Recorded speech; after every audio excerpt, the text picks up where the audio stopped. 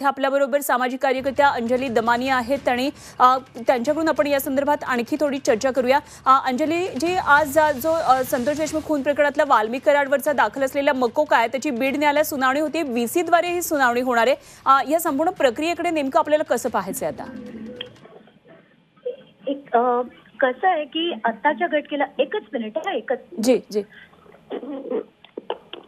Hello हां बोला। कसं आहे की आज आता काल जो व्हिडिओ बाहेर आलाय आणि त्या व्हिडिओच्या अनुषंगाने आपल्याला अनेक गोष्टी दिसल्या आहेत की त्याच्यात विष्णू चाटेंच्या ऑफिसमध्ये ही सगळीच मंडळी उपस्थित होती आणि या सगळ्याच मंडळींनी तिथे बसून जो खंडणी मागितली गेली आणि ती खंडणी दिली नाही गेली म्हणून 6 तारखेला तिथे जाऊन मसाजोग येथे त्यांनी त्या आवादा कंपनीमध्ये जबरदस्ती केली, मारामाऱ्या झाल्या आणि त्याच्यातच पुढे जाऊन संतोष देशमुख यांची हत्या देखील करण्यात आली।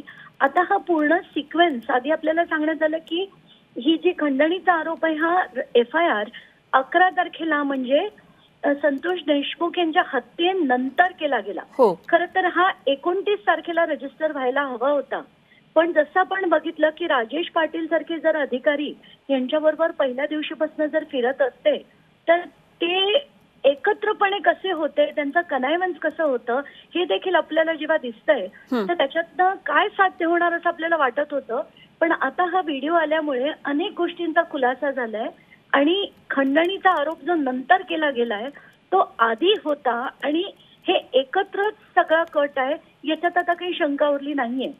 आणि या व्यतिरिक्त माझ्या आता काही मागण्या घेऊन मी 1-2 तासात DG रश्मी शुक्ला यांची देखील भेट घेणार आहे की कराड यांना पोलिसांचं किती संरक्षण होतं दाखवण्यासाठी मी 3 जुलै 2024 एक FIR दाखवणार आहे जो एका वेगळ्या प्रकरणातला होता आणि या प्रकरणात देखील त्या चार्जशीट झालंय पण ह्याच्यातनं वाल्मिक कराड यांचं नाव वगळण्यात आलं। आता हे का वगळण्यात आलं याच्यात पोलिसांचं किती संरक्षण होतं म्हणून मला वाटतंय की आताच्या घटनेला हे जेवढे पोलीस अधिकारी आहेत, मग ते राजेश पाटील असोत, प्रशांत महाजन असोत किंवा याच्या आधीचे SP बारगळ असोत, हे सगळे गुन्हेगार म्हणून ट्रीट केले गेले पाहिजेत।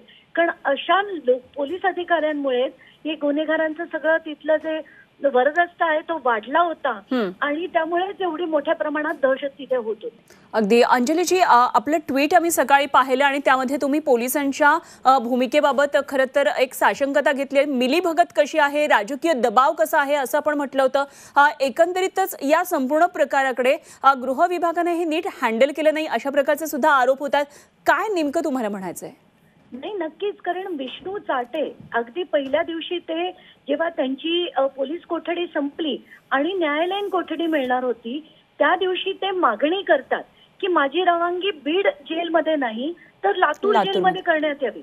आता लातूर जेल म्हणजे आता गुन्हेगार ठरवणार का की किंवा जेल ऑफ चॉईस ज्याला आपण म्हणू असं गुन्हेगारांना देण्याची मुभा कधीपासून झाली हा पहिला प्रश्न। त्याच्यात आयोनी काहीही त्याच्यावर ओपिनियन दिलं नाही।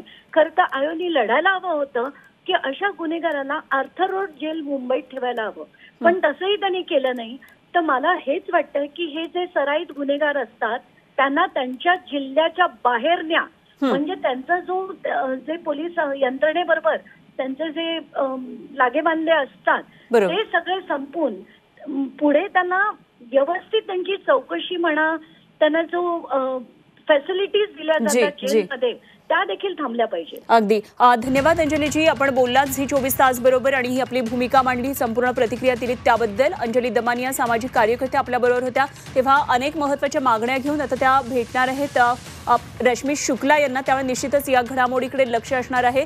तर वाल्मिक कराड संदर्भातली एक महत्त्वाची घडामोड ती म्हणजे सध्या बीड न्यायालयामध्ये घडते आहे। आता VC द्वारे त्याला या सुनावणीसाठी आणलं जाणार आहे आणि 21 दिवसांची SIT कोठडी संपल्यानंतर आज वाल्मिक कराडच्या संदर्भात काय नेमकी सगळी न्यायालयीन प्रक्रिया होती याकडे बघणं महत्त्वाचं ठरेल।